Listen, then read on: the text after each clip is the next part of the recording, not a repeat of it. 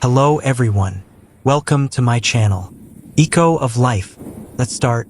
Do you ever drift into contemplation, turning over life's vast questions, the nature of existence, the intricacies of human connection, the silent currents within yourself? Yet instead of finding clarity or calm, you often feel a gentle sadness, an unexplained ache, or a quiet weariness that seems to settle deep within. It's a curious paradox, isn't it? Those who dive deepest into the waters of understanding, who dare to peel back the layers of reality, often resurface not with treasures, but with heavier hearts. Why is it that the minds most capable of insight so often bear the deepest burdens? Why do the quiet observers, the relentless seekers, the ones who think beneath the surface, so frequently endure a particular kind of pain? Perhaps you've felt it. That subtle unease, that lingering sense of being both intensely connected and yet profoundly alone in a world that often schemes the shallows. To understand this weight, we must first recognize that deep thought is more than a habit. It's often an inherent way of being. It's a wiring of the mind that perceives with unusual depth and sensitivity. It's a gift, the ability to see patterns in chaos, to sense the currents beneath everyday surfaces, to hold a richer, fuller picture of reality. But every powerful gift comes with its shadow. Imagine having senses far more acute than those around you. You'd hear the faintest whispers, see subtle shifts of light, feel the slightest changes in the air. You might appreciate beauty others overlook, but you'd also be overwhelmed by ordinary noise, strained by bright lights, and constantly aware of discomfort others ignore. This, in many ways, is the experience of the deep thinker. Their senses for understanding are so refined that they perceive the quiet disharmonies, the unspoken suffering, and the subtle inconsistencies that many are shielded from by a more pragmatic or less reflective nature. One source of their pain is a heightened awareness of imperfection. Where others might see a flourishing garden, the deep thinker also notices the delicate balance, the potential for blight, the cycle of growth and decay. They see the cracks in the path, not just the pavement. They sense the flaws in systems, the contradictions in human behavior, the fundamental inequities woven into life. This isn't cynicism, it's an inability to ignore what feels visible to their perceptive mind. When someone makes a casual remark, the deep thinker hears more than words. They sense the assumptions beneath them, the unspoken biases, the lack of empathy, the ripples such words might create. This constant, uninvited exposure to the world's rough edges, its suffering, its inconsistency, its fleeting beauty, can feel like a slow erosion of the spirit. It makes simple enjoyment harder, tinged with awareness of transience or the unseen pain just beyond the frame. Alongside this awareness walks an intensified empathy. Deep thinkers are not just intellectual. They are often emotional beings who feel others' suffering with raw intensity. They don't just know poverty exists. They imagine the hollow hunger, the cold nights, the quiet desperation. They don't just read about conflict. They feel the echoes of fear, loss, and grief. Their minds connect individual stories to collective patterns, personal pain to systemic injustice. This porous empathy means they absorb the world's ache, carrying it as if it were their own. They sense the quiet worry in a friend's smile, the hidden strain in a stranger's eyes, the collective tension in a troubled time. This makes it hard to simply switch off. The yearning to mend, to understand, to help, coupled with the sheer scale of suffering, can lead to a deep sense of helplessness. It's an emotional labor that drains them, even when the pain is not their own. Their hearts are open, and the world rushes in all its beautiful, painful complexity. Beyond the outer world, the inner landscape of the deep thinker can itself become a source of strain. Their mind is a tireless engine, analyzing, dissecting, questioning. This constant mental motion, while yielding insight, can also be exhausting. It's like hosting an internal dialogue that never ends. A committee meeting that runs day and night, debating every possibility, every consequence, every what if. They can become caught in loops of reflection, replaying conversations, dissecting scenarios, or wandering abstract corridors of thought. This isn't a choice. It's a default setting. True stillness, mental quiet, becomes elusive, Sleep may resist them as their thoughts continue churning.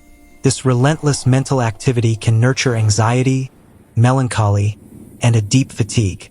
The very tool that brings understanding can also build a labyrinth from which escape feels difficult.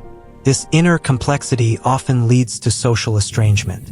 In a world that often rewards quick answers, surface interaction, and consensus, the deep thinker can feel profoundly out of step. Small talk can feel hollow. Mundane exchanges can feel like static. The casual dismissal of meaningful issues by others can be quietly painful. They long for genuine connection, for conversations that go beneath the surface, exploring ideas, emotions, the textures of human experience. Yet finding others who share this hunger for depth can be rare. They may be misunderstood, labeled too serious, too sensitive, or overthinkers. This sense of being different, of seeing through a lens few share, can cultivate a unique loneliness. It's not about being physically alone, but about feeling unseen, unheard, having to guard their true thoughts to navigate everyday social spaces. Sometimes they may even mute their own nature, simplifying themselves to fit in, a quiet form of self-betrayal that adds another layer of sorrow. Perhaps the most profound weight comes from their engagement with existential questions. While many may accept given narratives or avoid pondering mortality, purpose, or cosmic scale, the deep thinker cannot look away. They feel compelled to confront the abyss, to question meaning in a seemingly indifferent universe, to wrestle with death, with impermanence, with the often absurd nature of human endeavor. They reflect on life's fleetingness, time's vastness, the smallness of individual striving against eternity's backdrop. While intellectually stirring, this confrontation is rarely comforting. It can bring a quiet angst, a feeling of drifting in an uncaring cosmos, or a sober recognition that so much of what society values is transient, even arbitrary.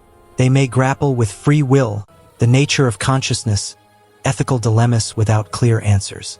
The search for truth often leads not to resolution, but to more questions, and a deeper humility before the unknown. Moreover, deep thinkers often suffer from the very knowledge they gain. The more they learn, the more they grasp how much remains unknown, or how interconnected and layered every problem truly is. Superficial understanding offers simple solutions. Deep understanding reveals nuance, contradiction, and unintended consequences.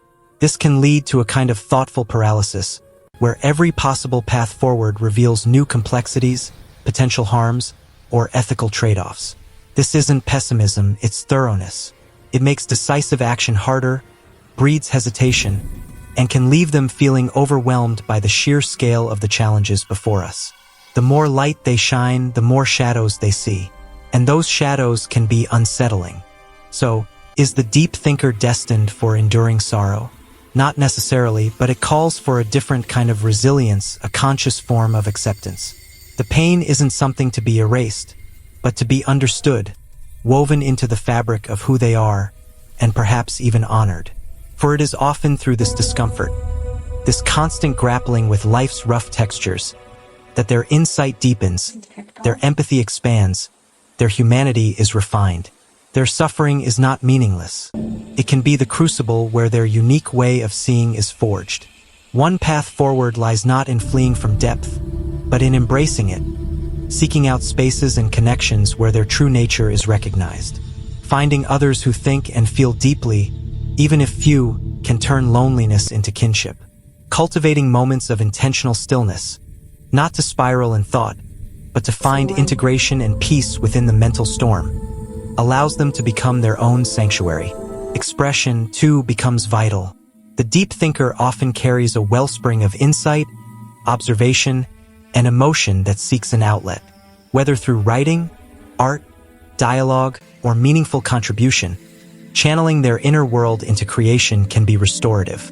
It transforms the weight of awareness into something that can illuminate, comfort, or connect, a gift forged from their sensitivity.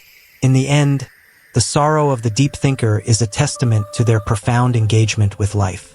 It signals a refusal to accept easy answers, an openness to complexity, a heart capable of holding both beauty and brokenness.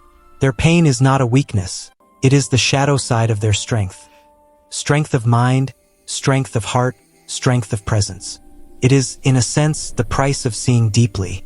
And while that price may be a quiet heaviness, it also enables extraordinary compassion, nuanced wisdom, and a rare capacity to navigate life with eyes wide open. Their struggle reminds us that to truly see, to truly feel, to truly understand, often comes with a cost. But it is a cost that, in its own way, makes them among the most fully, beautifully, and intensely awake. Thank you for watching my video. Please subscribe my channel. For more update,